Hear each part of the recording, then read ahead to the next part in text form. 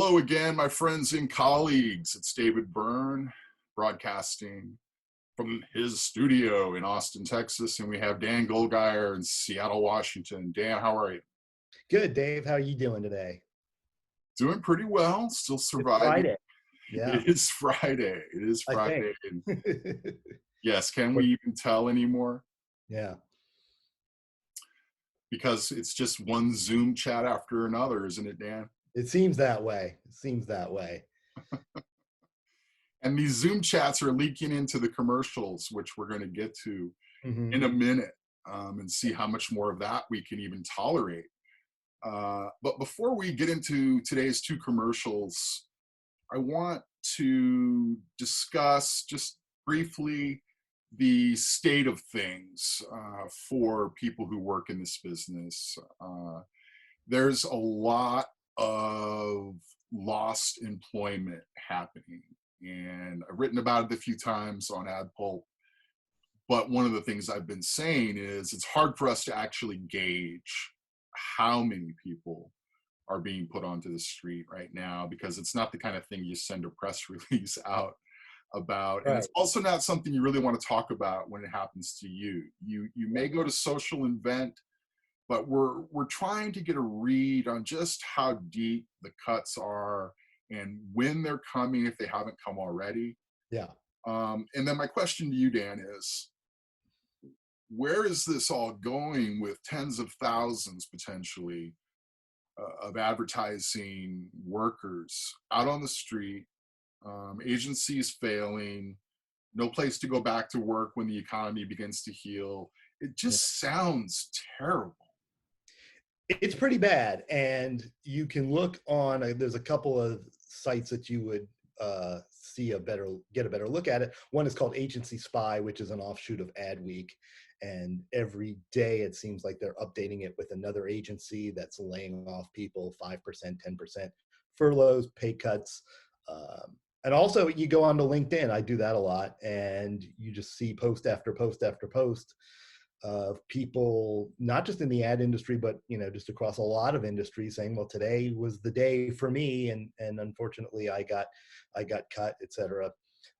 It's, I think one of the most significant stories that's not being talked about, I don't think, is that we have a generation of ad creatives. If they have less than 10 years of experience, then they've never been through something like this in this massive scale.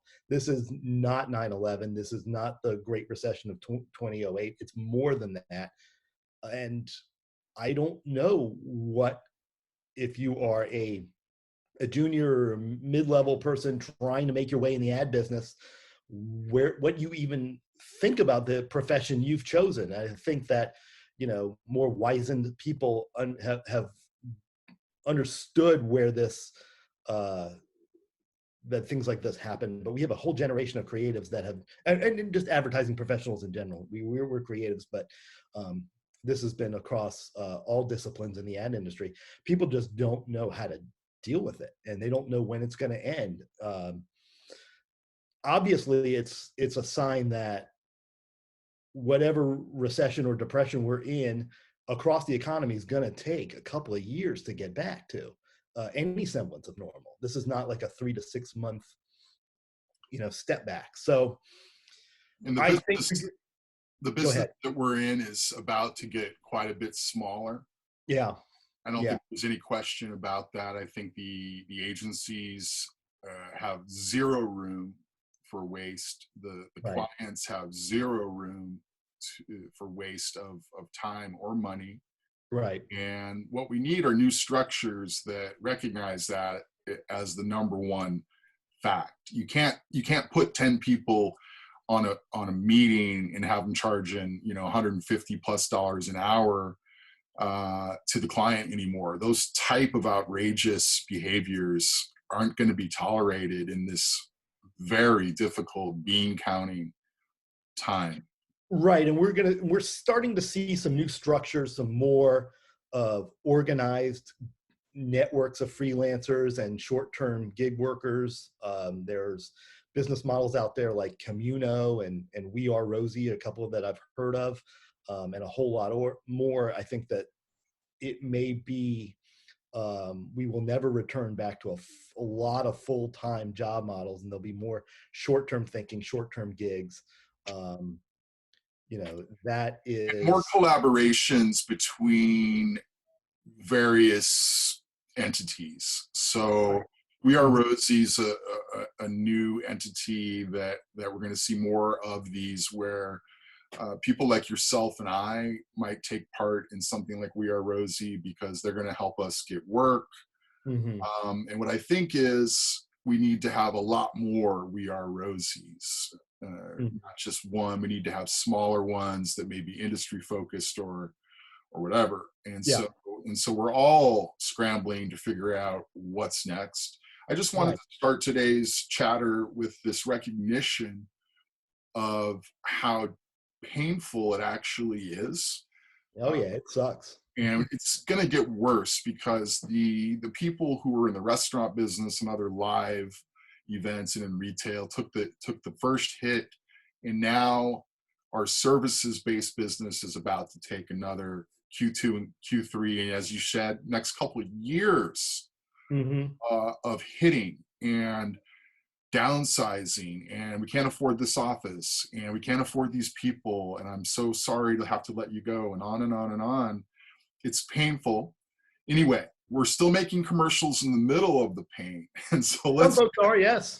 let's yes, let's transition to a more a happier topic about who's making commercials and what kind of commercials are being made today. Okay. So I've got two sports commercials that we've picked out Hmm. today, Dan, and we're going to just chat a little bit about those and whether we think those are solid commercials or not. So I'm going to share the screen, and we're going to look at the first one from Society 9. And here we go. Share. Okay, play.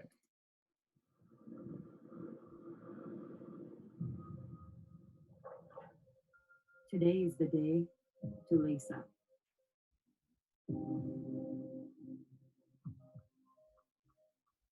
To forget status updates and take on the status quo. To shatter ceilings and expectations, especially your own. To face your monsters and become them too. To turn those droplets on your face from tears to sweat. To stop trying to convince yourself and show them what you're made of.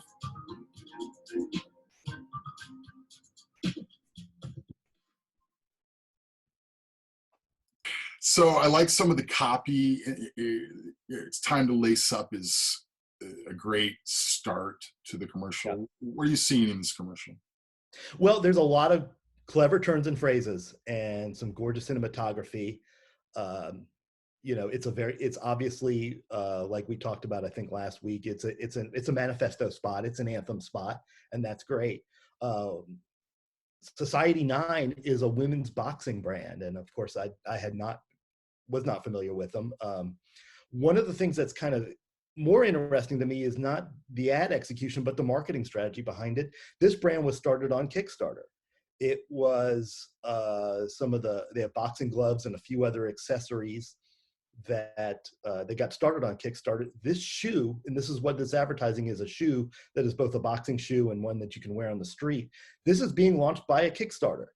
And you have to go to the YouTube link of the spot we just saw to get to the Kickstarter, to go find the link to the Kickstarter. They need a certain amount of money.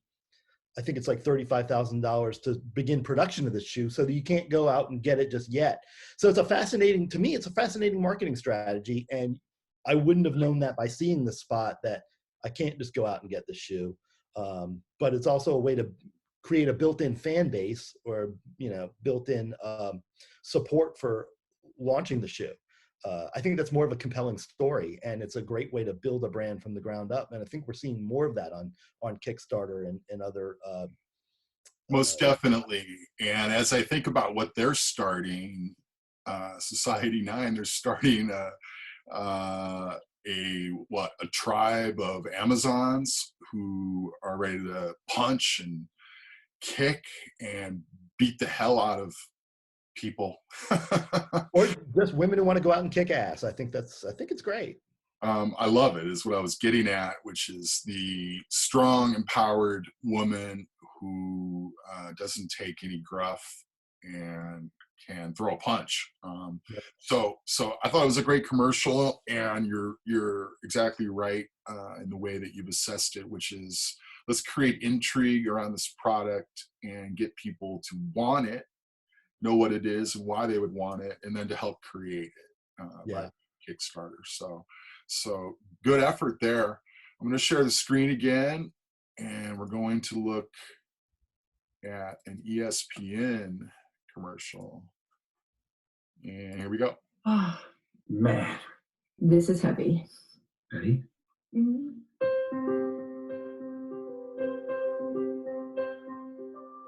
Dear Sports. Dear Sports. Dear Sports. Dear Sports. Where do I begin? I miss you so much. Can't wait to have you back. This might be the longest that I've gone without you. I loved you since I was 12 years old. You've been part of my life from the time I was a diaper dandy. You have been with me since I was a little girl when I fell madly in love with you. For all of my life, you've been the thing that has given structure to my existence, really. The sacrifices I learned at a young age. I miss the camaraderie, I miss the competition, I miss the characters. I miss the escape you give me as a fan. I miss watching professionals perform at the highest level. I miss the feeling that you give me, the butterflies before the game. And just let you know how much I can't wait to get back out on the field. Sports has that amazing ability to bring us all together. It brought me closer to my brother and sister than I ever could have imagined. Thank you for teaching me what life is all about.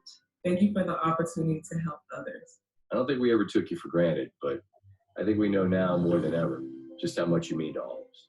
I'm sure many other people miss you too. Sports? Yeah, I miss you. You have meant everything to me. I just can never repay you. You embody so much of the human spirit. I am not me without sports. Get yourself ready and rested, because when you come back, we are going to have one amazing party. I know that you're going to take our breath away. With love. Sincerely. Your best friend. Love, Dickie V. Cliffhanger. Omar. Deshaun Jackson. Chelsea Gray. Jimmy Johnson. Michael Jr. Sincerely, Jared Allen. Love, Nicole. Love me.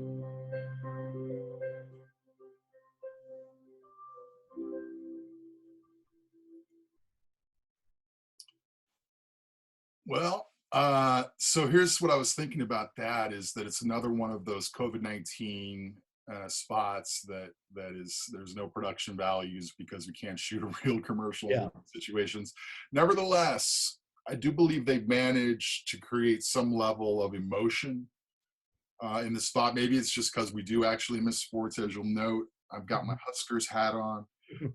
Can't wait for this fall when Scott Frost's team actually starts to win. You hope. We're gonna do it. Anyway, let's talk about commercials. And it's a pretty good spot, but aren't we kind of tired of this kind of spot already? I think so. I understand that there's we all miss sports. I mean, I watched the NFL draft a couple weeks ago because it was just something to watch.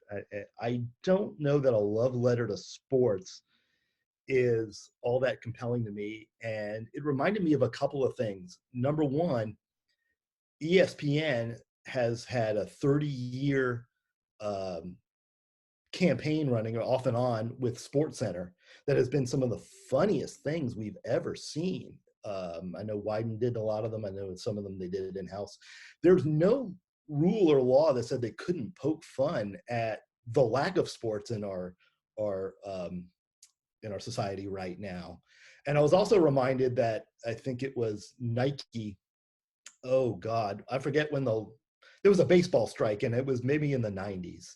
And they did a number of things. Every day that the strike went on, they did a new spot where it's like they had people in the stands sitting by themselves and folks just missing baseball, and the tagline was "Play baseball, please." And as far as the strike went on, and they were also funny. And I don't think this just works with ESPN's brand. I just don't. I think they could have easily captured the sentiment of "We miss sports" and did it much more in a much more fun way. So I really like what you're getting at, because are we not desperate to laugh right now?